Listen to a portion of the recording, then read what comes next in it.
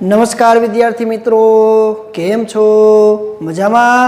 हूँ हिरेन भारजा, 12 साइंस भौतिक विज्ञान प्रकरण नंबर 12 एटम्स एटले कि परमाणु तमामे तमाम विद्यार्थीओं स्वागत करूँ छो। चलो विद्यार्थी मित्रों, लास्ट लेक्चर 7मा लेक्चरनी अंदर आपणे बात करी के कोई परमाणु में एन मी कक्षा में रहेला इलेक्ट्रॉन, आ एन मी कक्षा में रहेला इलेक्ट्रॉन की त्रिज्याना सूत्र नितारवणी आपणे करी। तो एनमी कक्षा में रहेला इलेक्ट्रॉन की त्रिज्यानु सूत्र आर एन बराबर n square h square epsilon 0 upon pi m z e square, એટલે કે એનમી કક્ષામાં ભ્રમણ કરતા ઇલેક્ટ્રોનની ત્રિજ્યાનું સૂત્ર। આ એનમી કક્ષામાં ભ્રમણ કરતા ઇલેક્ટ્રોનની ત્રિજ્યાના સૂત્ર પરથી આપણે ઉર્જાનું સૂત્ર આવ્યું। એ ઉર્જાનું સૂત્ર છે એ -me⁴/8 epsilon 0 square n square h square.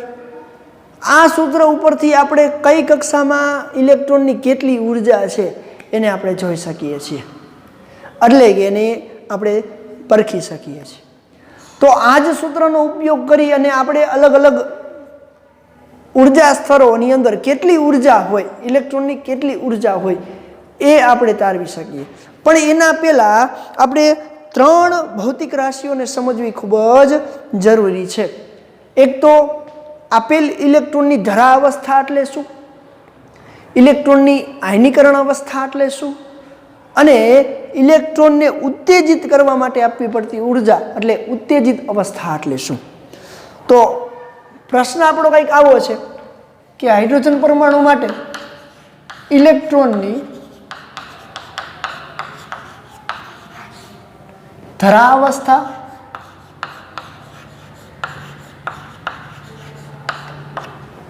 આયનીકરણ અવસ્થા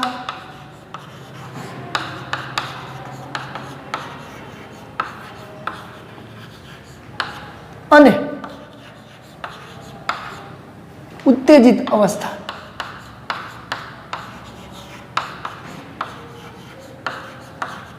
તો હમણાં આપણે વાત કરી કે ઇલેક્ટ્રોનને ઉત્સર્જિત કરવા અથવા તો ઇલેક્ટ્રોન જે કક્ષામાં ભ્રમણ કરે છે એ કક્ષામાં ભ્રમણ કરતા ઇલેક્ટ્રોનની ઊર્જાનું સૂત્ર। તો પહેલા તો આપણને પ્રશ્ન એવો થાય કે ઇલેક્ટ્રોનની ધરા અવસ્થા એટલે શું? तो कि हाइड्रोजन परमाणु में इलेक्ट्रॉन न्यूक्लियसनी नजीकमां नजीक एटले के सौथी पहली कक्षा में भ्रमण करता इलेक्ट्रॉननी अवस्था ने एनी केवी अवस्था कहे छे? धरा अवस्था कहे छे। धरा अवस्था एटले शुं? तो हाइड्रोजन परमाणु में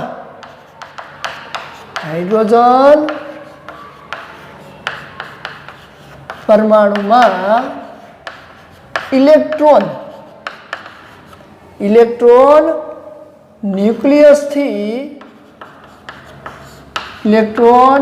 न्यूक्लियस थी सौथी नजीकनी कक्षा में भ्रमण करतो होय, सौथी नजीकनी कक्षा में, सौथी नजीकनी कक्षा एटले n बराबर 1 थाय, एटले के प्रथम कक्षा ज होय, एटले के इलेक्ट्रॉन न्यूक्लियस थी सौथी नजीकनी कक्षा में भ्रमण करे त्यारे तेनी ऊर्जा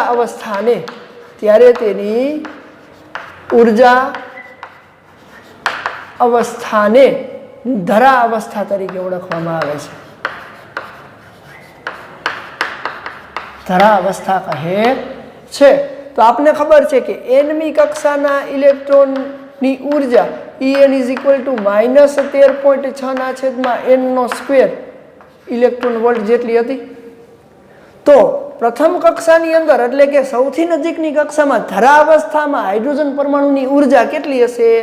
तो के En = -13.6 इलेक्ट्रॉन वोल्ट, कारण के n बराबर 1 मूको तो E1 मळशे।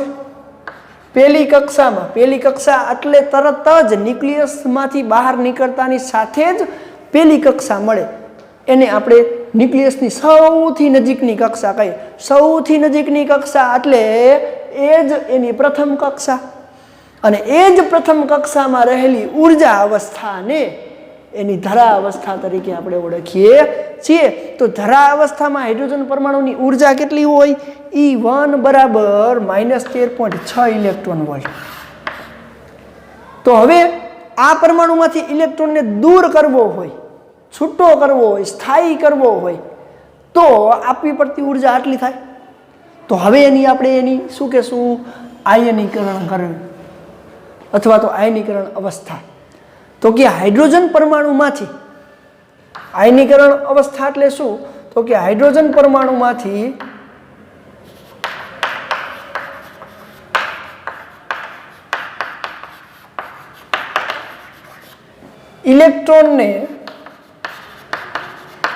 ઇલેક્ટ્રોનને તેની ચોક્કસ કક્ષામાંથી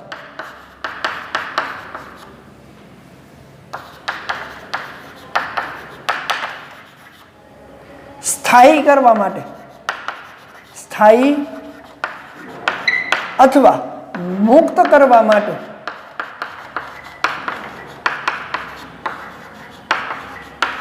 આપવી પડતી ઉર્જાને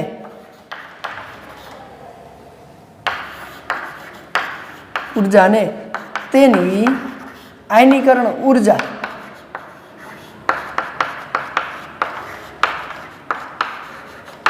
અને તે અવસ્થાને ઇલેક્ટ્રોનની તે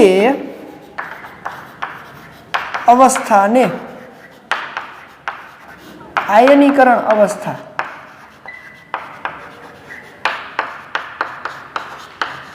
તો જોજો આયનીકરણ શબ્દથી તમે પ્રચલિત જ છો. આયનીકરણ કરવું એટલે એને છૂટું પાડવું, અહીંયાથી મુક્ત કરવું. તો જોવો જોઈએ કોઈ ચોક્કસ કક્ષામાં ઇલેક્ટ્રોન ભ્રમણ કરતો હોય, એ ચોક્કસ કક્ષામાં ઇલેક્ટ્રોન ભ્રમણ કરતો હોય એમાંથી એની સ્થાયી અથવા તો મુક્ત કરવા માટે, એને ત્યાંથી છૂટો પાડવા માટે આપવી પડતી ઉર્જાને એની શું કહેવાય? આયનીકરણ ઉર્જા. અને જે અવસ્થામાં હવે ઇલેક્ટ્રોન પહોંચે છે એ ઇલેક્ટ્રોનની અવસ્થાને એની આયનીકરણ અવસ્થા તરીકે ઓળખવામાં આવે છે. તો જોજો પ્રથમ કક્ષામાં રહેલા ઇલેક્ટ્રોનની ઉર્જા કેટલી છે? તો પ્રથમ કક્ષામાં રહેલા ઇલેક્ટ્રોનને છૂટો પાડવો હોય તો આપણે એની વિરુદ્ધમાં એટલે કે પ્રથમ કક્ષા n બરાબર 1 માંથી ઇલેક્ટ્રોનને આયનીકરણ કરવા માટે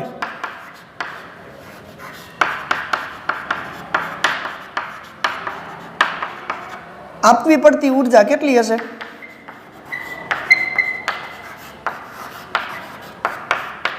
E બરાબર 13.6 electron volt plus 13.6 electron volt જેટલી ઉર્જા આપવી પડે. કારણ કે પ્રારંભિક ઉર્જા કેટલી? -13.6. અંતિમ ઉર્જા કેટલી? અંતિમ ઉર્જા 0. આયનીકરણ થઈ જાય એટલે એની ઉર્જા કેટલી હોય? 0 ઇલેક્ટ્રોન વોલ્ટ. આટલું યાદ રાખજો. એટલે કે અનંતની અવસ્થામાં આપણે અનંત કક્ષામાં લઈ જવી છે. એટલે કે ઇલેક્ટ્રોનને અનંત કક્ષામાં લઈ જવા માટે આ સૂત્રમાં અનંત મૂકો એટલે 0 થઈ જાય. તો E ઇન્ફાઇનાઇટ 0. તો અંતિમમાંથી પ્રારંભિક બાદ થાય એટલે આપણને કેટલી ઉર્જા મળે? +13.6 ઇલેક્ટ્રોન વોલ્ટ. એટલે કે આટલી ઉર્જા આપશો તો ઇલેક્ટ્રોન આયનીકરણ અવસ્થામાં જાય. તો ઇલેક્ટ્રોન આયનીકરણ અવસ્થામાં જશે. હાલો, ધરા અવસ્થા એટલે ન્યુક્લિયસની નજીકમાં નજીક કક્ષામાં ભ્રમણ કરતા ઇલેક્ટ્રોનની અવસ્થાને ધરા અવસ્થા કહેવાય. આયનીકરણ અવસ્થા એટલે શું? તો કે ધરા અવસ્થામાંથી એને છૂટો પાડી, મુક્ત પાડી અને આયનીકરણ કરવાની અવસ્થાને એની આયનીકરણ અવસ્થા કહે છે. હવે આપણે વાત કરવી છે ઇલેક્ટ્રોનની ઉત્તેજિત અવસ્થા. ઉત્તેજિત અવસ્થા એટલે શું? તો કે હાઇડ્રોજન પરમાણુ સાથે કોઈ ઇલેક્ટ્રોનના સંઘાત દરમિયાન હાઇડ્રોજન પરમાણુ સાથે કોઈ ઇલેક્ટ્રોનના સંઘાત દરમિયાન ઇલેક્ટ્રોન ઉર્જા એટલી પૂરતી ઉર્જા મેળવે છે કે એ એક કક્ષામાંથી ઉત્તેજિત થઈ અને અથવા તો એક કક્ષામાંથી બીજી કક્ષામાં જવા માટે પૂરતી ઉર્જા મેળવે છે. આ ઉર્જાની આ અવસ્થાને એની ઉત્તેજિત અવસ્થા કહે છે. હજુ એકવાર, હાઇડ્રોજન પરમાણુ માટે કોઈ સંઘાત દરમિયાન કોઈ ઇલેક્ટ્રોન સંઘાત દરમિયાન ઇલેક્ટ્રોન એ પૂરતી એટલી ઉર્જા મેળવે કે જે એક કક્ષામાંથી બીજી કક્ષામાં જઈ શકે. એક કક્ષામાંથી બીજી કક્ષામાં જઈ શકે. ઇલેક્ટ્રોનની આવી અવસ્થાને મેળવેલી ઉર્જાને ઉત્તેજિત ઉર્જા અને આ અવસ્થાને ઉત્તેજિત અવસ્થા તરીકે ઓળખીએ છીએ। તો ઇલેક્ટ્રોનની ઉત્તેજિત અવસ્થા એટલે શું? તો કે H પરમાણુના હાઇડ્રોજન પરમાણુના ઇલેક્ટ્રોનની સંઘાત દરમિયાન, સંઘાત એટલે અથડામણ, સંઘાત બીજા કોઈ પરમાણુ સાથે અથવા ઇલેક્ટ્રોન સાથે સંઘાત દરમિયાન ઇલેક્ટ્રોન પૂરતી એટલી ઉર્જા મેળવે કે જેથી તે એક કક્ષામાંથી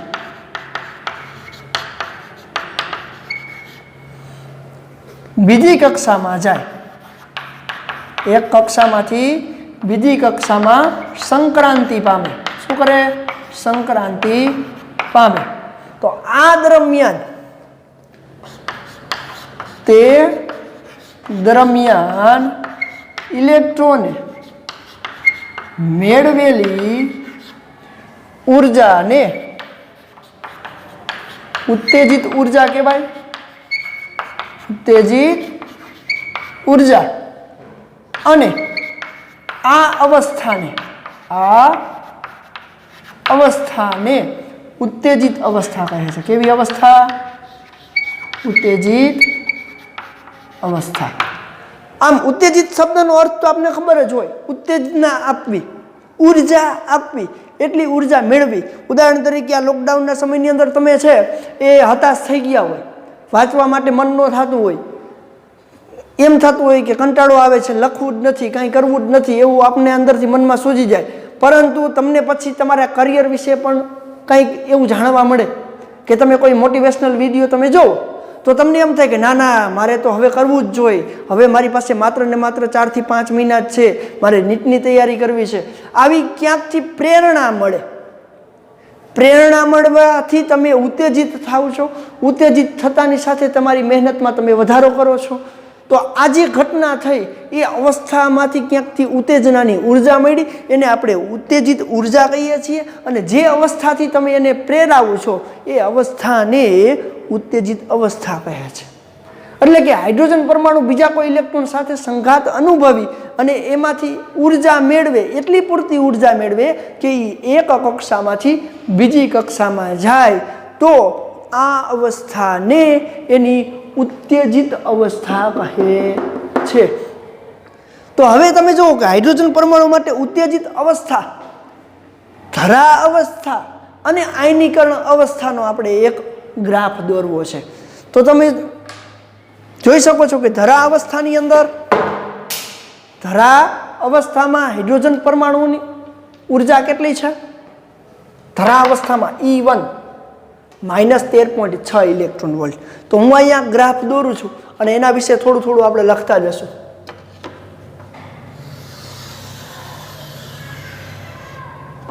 ચાલો, ધરા અવસ્થાની અંદર એટલે નીચેની અવસ્થા આપણે કહીએ।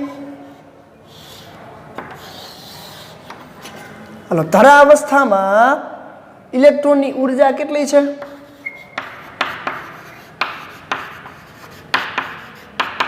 ઇલેક્ટ્રોનની ઉર્જા E1 બરાબર કેટલી છે? -13.6 ઇલેક્ટ્રોન વોલ્ટ।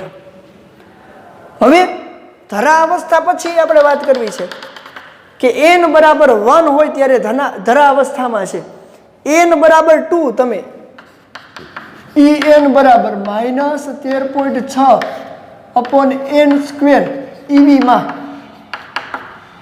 બીજી અવસ્થા લેવી છે, તો n બરાબર 2 મૂકો।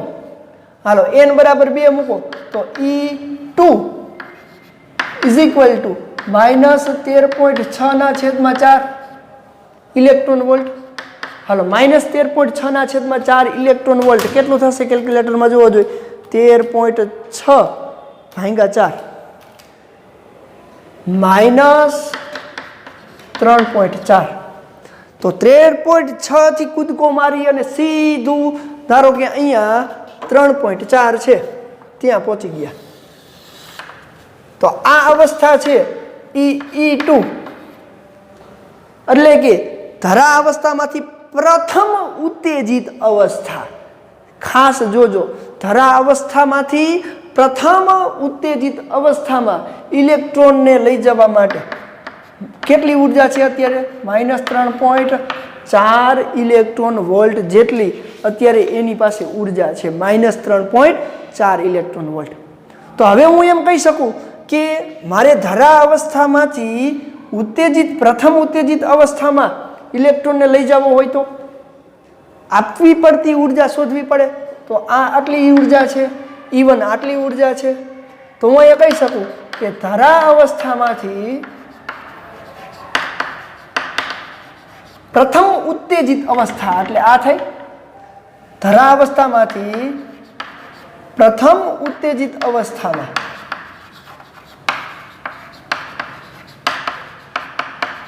ઇલેક્ટ્રોનને લઈ જવા આપવી પડતી ઉર્જા. તો હાલો, ધરા અવસ્થામાંથી ઇલેક્ટ્રોનને ત્યાં લઈ જવું છે, તો ધરા અવસ્થામાંથી ઇલેક્ટ્રોનને લઈ જવા માટે આપવી પડતી ઉર્જા E = ફાઇનલ ઉર્જા -3.4 માઇનસ પ્લસ 13.6, એટલે કે 13.6 માંથી 3.4 બાદ કરો તો કેટલી ઉર્જા આપવી પડે? +10.2 ઇલેક્ટ્રોન વોલ્ટ. તમે આટલી ઉર્જા આપશો ત્યારે એ અહીંયાથી અહીંયા જશે.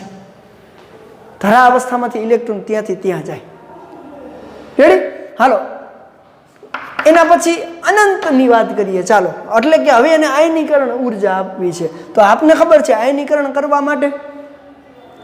કરવા માટે આપવી પડતી ઉર્જા તો શૂન્ય, એટલે કે કુલ આટલી ઉર્જા આપશો એટલે ઇલેક્ટ્રોન સાવ બહાર નીકળી જશે. હાલો, n બરાબર 3 માટે હાલો E3 બરાબર -13.6/9 ઇલેક્ટ્રોન વોલ્ટ.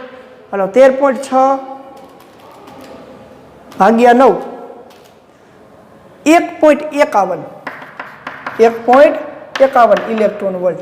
તો જો આ બંને વચ્ચેનો તફાવત ખૂબ જ ઓછો છે, એટલા માટે હું એને અહીંયા લઉં 1.51 ઇલેક્ટ્રોન વોલ્ટ. તો E3 = -1.51 ઇલેક્ટ્રોન વોલ્ટ. આવી રીતે E4, E5, E6 તમે મેળવી શકો. ચાલો, E4 મેળવવું હોય તો શું થશે? -13.6/16. તો એના પછીની 0.85 હશે. તો એ ખૂબ જ નજીક, જો 1.51 થી ખૂબ જ નજીક. તો E4 અવસ્થા -0.85 ઇલેક્ટ્રોન વોલ્ટ. તો અનંત કક્ષામાં તમારે એની લઈ જવી છે. તો n બરાબર અનંત મૂકો તો 0. તો આ રીતે તમને અસંખ્ય કક્ષાઓ મળતી જશે અને એ કેવી થતી જાય? નજીક થતી જાય છે. અને એક એવી અવસ્થા મળે છે કે જ્યાંથી ઇલેક્ટ્રોન હવે સાવ મુક્ત થઈ જાય. આ અવસ્થાને એની આયનીકરણ અવસ્થા કીધી. એટલે કે E બરાબર E ઇન્ફાઇનાઇટ = 0 ઇલેક્ટ્રોન વોલ્ટ. હવે તમારે ત્યાંથી ઇલેક્ટ્રોનને કોઈ ઉર્જા આપવી પડશે નહીં. એટલે કે ઇલેક્ટ્રોન અહીંયાથી ત્યાં જતો રહેશે આયનીકરણ અવસ્થાની ઉપર, પછી ઇલેક્ટ્રોન મુક્ત થઈ જાય. તો E3 માટે આટલી, E4 માટે -0.85 ઇલેક્ટ્રોન વોલ્ટ. તો હવે તમને આમાંથી ઘણા બધા પ્રશ્નો પૂછાય. કેવા પ્રશ્ન MCQ ની અંદર પૂછાય કે પછી એના દાખલાની અંદર પૂછાય? તો આપણે એમ કહીએ કે હાઇડ્રોજન પરમાણુ માટે પ્રથમ ઉત્તેજિત અવસ્થામાંથી તૃતીય ઉત્તેજિત અવસ્થામાં લઈ જવા માટે આપવી પડતી ઉર્જા. જોજો હો, પ્રથમ ઉત્તેજિત અવસ્થા એટલે આ થઈ, એટલે કે E2 માંથી ત્રીજી ઉત્તેજિત અવસ્થા એટલે E4 થાય. E2 એટલે પ્રથમ ઉત્તેજિત અવસ્થા, E3 એટલે દ્વિતીય, E4 એટલે તૃતીય, E5 એટલે એના પછીની. તો આપણે પ્રશ્ન આવા પૂછે કે પ્રથમ ઉત્તેજિત અવસ્થામાંથી, પ્રથમ ઉત્તેજિત અવસ્થા એટલે આ થઈ, તો પ્રથમ ઉત્તેજિત અવસ્થામાંથી દ્વિતીય કે તૃતીય, હાલો તૃતીય ઉત્તેજિત અવસ્થામાં લઈ જવી છે. પ્રથમ ઉત્તેજિત અવસ્થામાં ઉર્જા કેટલી છે? -3.4 ઇલેક્ટ્રોન વોલ્ટ. તૃતીય ઉત્તેજિત અવસ્થામાં E4 બરાબર -0.85 ઇલેક્ટ્રોન વોલ્ટ છે. તો આ બંને વચ્ચેનો તફાવત એટલે કે 3.4 માઇનસ 0.85 એટલે કે ત્યારે એને લઈ જવા માટે આપવી પડતી ઉર્જાનો તફાવત કેટલો હશે? 2.55 ઇલેક્ટ્રોન વોલ્ટ. 2.55 electron volt. તો તમે આના ઉપરથી શું કહી શકો? જુઓ તો ક્વોન્ટમ આંકની સંખ્યા જેમ વધે, ક્વોન્ટમ આંકની સંખ્યા જેમ વધે એમ એની આયનીકરણ ઉર્જા ઘટતી જાય, એટલે કે આયનીકરણ કરવા માટે આપવી પડતી ઉર્જા ઘટે છે. તો જોવો જોઈએ, ધરા અવસ્થામાંથી આયનીકરણ કરવું હોય તો 13.6 ઇલેક્ટ્રોન વોલ્ટ જેટલી ઉર્જા આપવી પડે. પ્રથમ અવસ્થામાંથી લઈ જવી હોય તો પ્રથમ ઉત્તેજિત અવસ્થામાંથી +3.4, અહીં માઇનસ લખ્યું છે એ તો એની અવસ્થાની ઉર્જા બતાવે, પણ એને આયનીકરણ કરવું હોય તો આટલી જ ઉર્જા આપવી પડે. પછી દ્વિતીય આયનીકરણ અવસ્થામાંથી લઈ જવી હોય, તૃતીયમાંથી લઈ જવી હોય, જેમ જેમ તમે નજીક જતા જાઓ કેની તો કે આયનીકરણ અવસ્થાની નજીક જતા જાઓ એમ એને આયનીકરણ કરવા માટે ઇલેક્ટ્રોનને મુક્ત કરવા માટે આપવી પડતી ઉર્જામાં ઘટાડો થાય છે, એટલે કે આયનીકરણ અવસ્થામાં ઘટાડો થાય. તો જેમ જેમ તમે ઇલેક્ટ્રોનની ક્વોન્ટમ અંકની સંખ્યામાં વધારો કરતા જાઓ એમ એક કક્ષામાંથી બીજી કક્ષામાં લઈ જવા માટે ઉર્જામાં ઘટાડો થાય. ઉદાહરણ તરીકે તમે જુઓ કે ધરા અવસ્થામાંથી પ્રથમ ઉત્તેજિત અવસ્થામાં લઈ જવી હતી તો આપણે આટલી ઉર્જાની જરૂર પડશે, પણ હવે પ્રથમ ઉત્તેજિત અવસ્થામાંથી દ્વિતીય ઉત્તેજિત અવસ્થામાં લઈ જવી હોય તો 3.4 માઇનસ 1.51 કરી નાખો. તો જોવો જોઈએ આ બે વચ્ચેનો ઉર્જાનો તફાવત ઓછો, એના કરતાં આ બે વચ્ચેનો, એના કરતાં આગળ જતાં આ બે વચ્ચેનો હશે, આ બે વચ્ચેનો, આ બે વચ્ચેનો, આ બે વચ્ચેનો, પછી શૂન્ય થઈ જશે. પછી આયનીકરણ અવસ્થામાં પહોંચી ગયા પછી ઇલેક્ટ્રોનને ઉત્તેજિત કરવા માટે કંઈ ઉર્જા આપવી પડે નહીં. તો હાઇડ્રોજન પરમાણુ માટે અહીંયા ધરા અવસ્થામાંથી પ્રથમ ઉત્તેજિત અવસ્થા એના પછી ક્રમિક ઉત્તેજિત અવસ્થામાં લઈ જવા માટે આપવી પડતી ઉર્જા એ ઘટતી જાય. તો એનો મિનિંગ એવો થાય કે ક્વોન્ટમ અંક વધે, ક્વોન્ટમ અંક એટલે n, ક્વોન્ટમ અંક એટલે n વધે એમ ધરા અવસ્થાની ઉર્જામાં પણ વધારો થાય. જો આ ઋણ છે એમ ધરા અવસ્થાની ઉર્જામાં વધારો થયો, અવસ્થાની ઉર્જામાં વધારો થયો એટલે કે એ ઉત્તેજિત થયું. ઉત્તેજિત અવસ્થામાં આવ્યા પછી એને આયનીકરણ અવસ્થામાં લઈ જવા માટે કેવી ઉર્જા આપવી પડે? ઓછી ઉર્જા આપવી પડે છે. આ કોન્સેપ્ટને ખાસ સમજજો, આવાથી ઘણા બધા MCQ પૂછાઈ શકે. આપણે એમ કહીએ, ચાલો ઊંધું કહીએ, ચતુર્થ ઉત્તેજિત અવસ્થામાંથી ઇલેક્ટ્રોનને ધરા અવસ્થામાં લઈ આવવા માટે કરવું પડતું કાર્ય અથવા તો ઉર્જા, તો એ ઋણ હોવી જોઈએ. કારણ કે આપણે એમ કહીએ ત્રીજી ઉત્તેજિત અવસ્થામાંથી બીજી ઉત્તેજિત અવસ્થામાં લઈ જવી, ત્રીજી ઉત્તેજિત અવસ્થામાંથી બીજી ઉત્તેજિત અવસ્થામાં, તો આને ઉત્તેજિત કરવા માટે તો આપણે ઉર્જા આપવી પડે, પણ અહીંયાથી અહીંયા લઈ આવવા માટે કંઈ ઉર્જાની જરૂર પડે નહીં, એટલે કે ઉર્જા ઋણ મળે, ઉર્જા ઋણ મળે. ખાસ અહીંયા શબ્દનો ખેલ છે. કેવો પ્રશ્ન પૂછાણો છે, કેવી રીતે પૂછાણો છે એ પણ અહીંયા ખૂબ જ અગત્યનું છે.